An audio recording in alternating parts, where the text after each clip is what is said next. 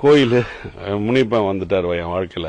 வீரமுனியப்பன் இந்த சாமி வந்ததுக்கப்புறம் அதுக்கப்புறம் பிள்ளையார் நான் வந்து இது வரைக்கும் மண்டபம் கட்டாமல் இருந்தேன். இப்போ தான் மண்டபம் கட்டி இது விநாயகர் சதுர்த்தி அன்னைக்கு கும்பாபிஷேகம் நடத்த போகிறோம். அவங்க இந்த 2 சாமியெல்லாம் வந்த பிறகு அவங்க வந்து வழி நடத்துகிற மாதிரி போவோம் அப்படின்ற பார்த்தா இதுக்கப்புறம் எனக்கு என்ன தோணுதோ அதெல்லாம் பார்த்தா ஸ்டூடியோ பண்ணலாமே அப்படின்னு யோசனை வந்தது.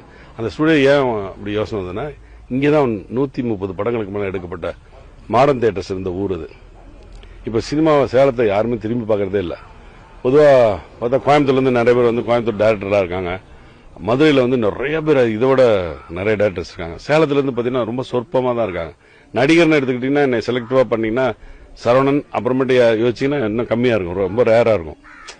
அது மாதிரி இங்கே நிறைய பேர் வரலாமே. இங்கே நிறைய கலைஞர்கள் இருக்காங்க, இங்கே நிறைய நடிகர்கள் இருக்காங்க, நல்லா நடிக்கக்கூடிய திறமை வாய்ந்த நிறைய பேர் இருக்காங்க, நிறைய இயக்குநர்கள் இருக்காங்க, நிறைய கேமராமேன் இருக்காங்க, இன்னும் வெளியே தெரியாமல் இருக்காங்க. அவங்களெல்லாம் வெளியே தெரிவிக்கணும் அப்படின்ற ஒரு எண்ணம். நம்ம ஊருக்கு ஒரு பேர் வாங்கி தரணும், அதே சமயத்தில் நமக்கும் பேர் கிடைக்கணும் அப்படின்னு டபுள் பர்பஸ் தான். இந்த வட்டக்காடுன்னு இந்த ஊர் நான் வர்ற வரைக்கும் யாருக்குமே தெரியாமல் இருந்தது. நான் வந்த பிறகு இந்த ஊர் வந்து இன்னும் இவ்வளோ அழகாக இருக்குன்னு எல்லாரும் வந்து வர்றவங்கலாம் வந்து சொல்லுவாங்க.